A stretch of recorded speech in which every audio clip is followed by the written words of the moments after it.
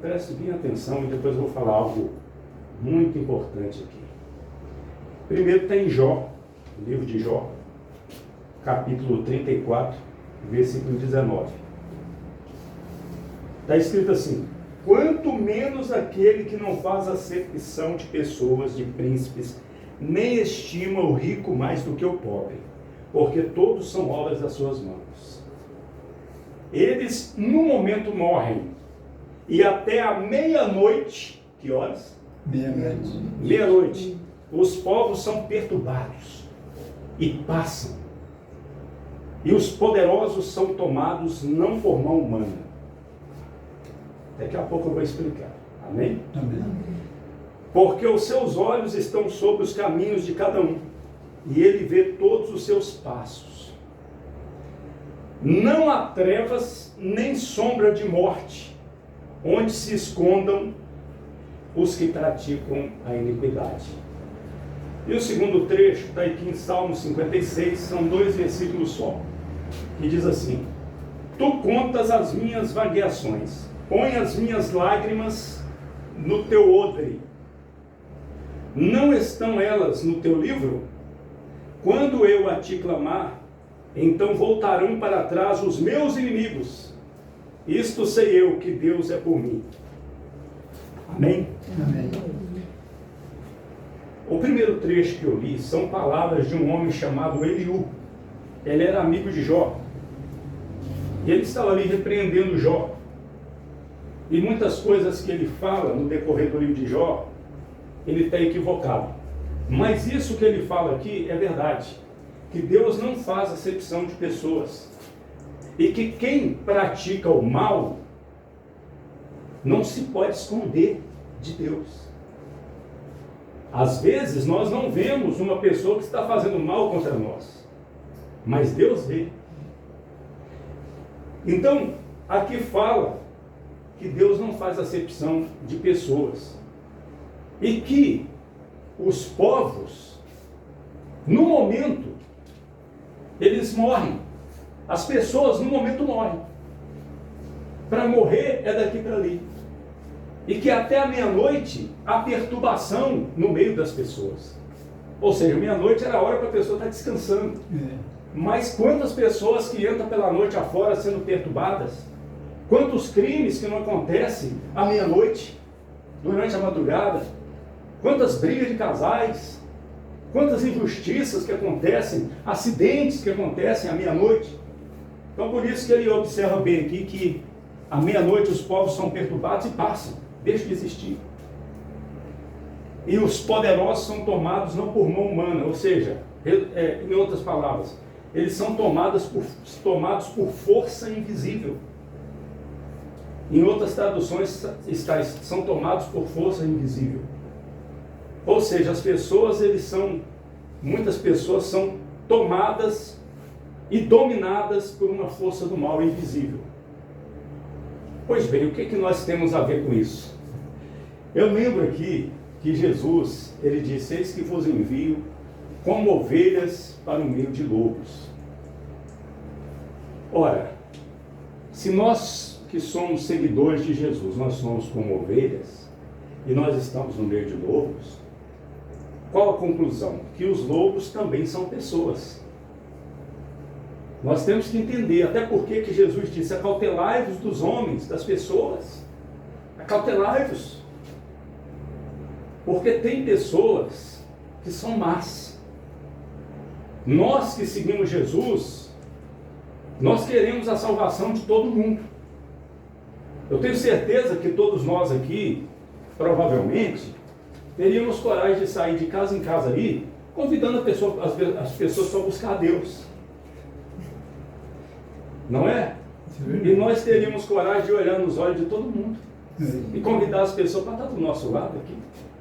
Nós, de repente, não temos raiva de ninguém, nem desejamos o mal de ninguém, estamos buscando a Deus. Ah, mas tem pessoas por aí que nos odeiam. Pastor, por que o senhor está falando isso? O senhor tem certeza? Eu tenho certeza pelo que Jesus disse. Eis que vos envio como ovelha no meio dos lobos. O lobo quer destruir a ovelha.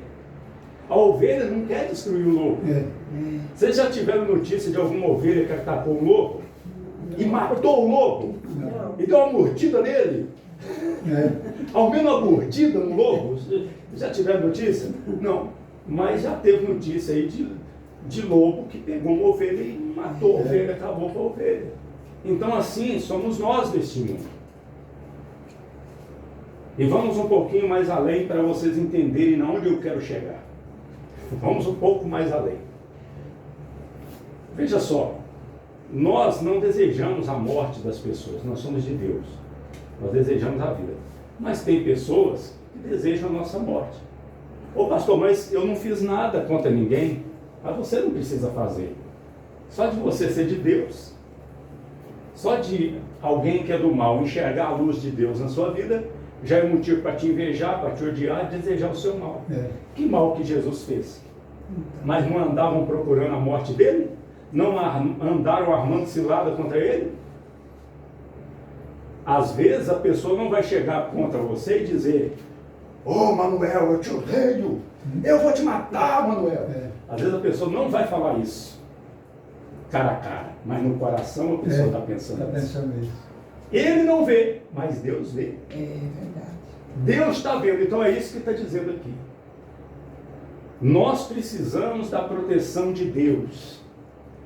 E eu vou dizer por quê. Tem um agravante na situação aí. Tem pessoas aí que nos detestam. Você pode ter certeza, só de nós estarmos buscando a Deus aqui já é motivo. Tem gente que nos odeia. Essas pessoas, muitas pessoas, elas não vão falar com você. Talvez não vão demonstrar tão claramente. E elas não vão chegar em você e te dar uma facada. Ou um tiro, por mais que quisessem. Mas elas vão fazer uma coisa que elas entendem que é melhor. Que o pai delas, que é o diabo, ensina para elas. De repente, na calada da noite, ir num cemitério, fazer uma oferenda lá e pedir uma entidade espiritual para te atingir. De repente ir numa mata virgem, num bosque, numa encruzilhada, ou num terreiro, às vezes em lugares até longínquos, na Bahia, em outros lugares, a pessoa vai e paga para atingir uma pessoa, um desafeto. Compreenderam? Por quê? Porque a pessoa entende que dessa forma é melhor de acabar com a pessoa. Porque de repente se ela chegar e dar uma facada, ou fazer o mal contra a pessoa, vai ter problema com a lei. A polícia vai pegar, vai prender. Então ela tenta atingir a pessoa com seus rituais. Ô pastor, mas tem isso? Vocês sabem que tem. E pensa comigo. Eu vou mostrar dentro da Bíblia também.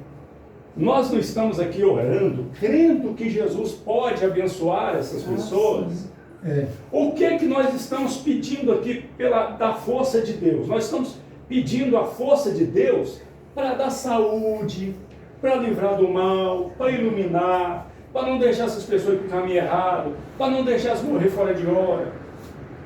Só estamos pedindo coisa boa e nós cremos que Deus está agindo.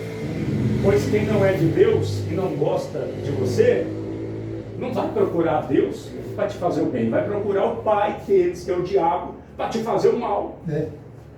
É da mesma forma que nós colamos aqui no papel o nome dos nossos familiares que a gente quer bem, eles pegam o nome de você e colocam na boca do sapo, enterra lá no cemitério, faz uma oferenda com vela, com isso, com aquilo outro, mata animal, derrama o sangue para te atingir. Ô pastor, isso existe? Vamos para a Bíblia. Se nós lermos lá no livro de Êxodo, vocês já ouviram falar de Moisés, o grande homem de Deus? Deus chamou Moisés e Arão e deu eles certos poderes para eles chegarem diante de Faraó e falarem com Faraó para deixar o povo de Israel sair do Egito, porque Faraó estava oprimindo o povo de Deus, estava escravizando os israelitas. Aí Deus mandou Moisés fazer alguns sinais diante de Faraó. E um dos sinais era pegar sua vara de pastor e jogar diante de Faraó, que a vara ia se tornar uma cobra. na serpente. Está escrito lá em Êxodo. Então Moisés e Arão chegaram diante de Faraó e disseram: ó, nosso Deus te ordena a deixar o povo ir. Deixa o meu povo ir. Faraó disse: eu não vou deixar. Quem é o Deus que mandou vocês? Que Deus? Qual que é o Deus que mandou? Aí Moisés fez o sinal, jogou a vara, e a vara se transformou na serpente. Faraó poderia ter pegado uma espada e cortado a cabeça de Moisés, mas Faraó não fez isso. Faraó podia ter chamado o exército, porque ele era o rei do Egito, mas ele não chamou o exército, mas ele chamou quem? Os feiticeiros do Egito. Está escrito. E está escrito que os feiticeiros do Egito, com as suas ciências ocultas, jogaram suas varas também, e as varas se transformaram em serpente. Só que a serpente de Moisés engoliu as outras. Está escrito lá em Êxodo. Depois eu posso até mostrar para vocês, está escrito. Mas eles fizeram o mesmo sinal, com as suas ciências ocultas. E quando Deus começou a mandar pragas sobre o Egito, porque foram 10 pragas, até a 4ª praga, os feiticeiros do Egito fizeram a mesma coisa. Aí Faraó dizia: esse Deus aí não é de nada não, os meus feiticeiros estão fazendo a mesma coisa. Ó, como que Deus permitiu isso? Mas só que chegou uma hora que Deus disse: basta. Se não me engano, a partir da 5ª praga, eles não conseguiram fazer mais nada. Aí Deus mandou 10 pragas, e a última praga foi a morte dos primogênitos dos egípcios. Aí Faraó teve que deixar o povo ir. E Deus obrigou Faraó a soltar o povo. Mas houve uma peleja espiritual. Aí eu pergunto: por que razão nós iríamos acreditar ou ficarmos iludidos que hoje não existe essa peleja? Sendo que está escrito em Efésios, e amanhã, depois eu vou mostrar isso. Talvez eu leia até sobre Moisés aqui, eu vou ler para vocês aqui essa história. Você já vem do começo do mundo, né? Não, desde o início. Você pode ver que estava lá Adão e Eva, e o diabo entrou numa serpente, e conversou lá com Eva, e levou ela na conversa, e está aí a tragédia na humanidade até hoje, né? Então há uma luta do bem contra o mal. Agora, por que razão nós iríamos acreditar que hoje é diferente, se lá em Efésios está escrito: não temos que lutar contra a carne e o sangue, mas contra as potestades, as forças espirituais do mal nas regiões celestiais. Então, olha, nós somos de Deus. Se Deus é por nós, quem será contra nós? Como está escrito aqui no Salmo: no dia que eu te invocar, baterão em retirada meus inimigos. Bem eu sei isso, que Deus é por mim. Deus é por nós, porque nós estamos buscando a Ele, todos nós temos fé, mas só que nós não podemos dizer assim: está tudo bem, eu não preciso fazer nada não. Nós temos que orar, nós temos que obedecer a Deus.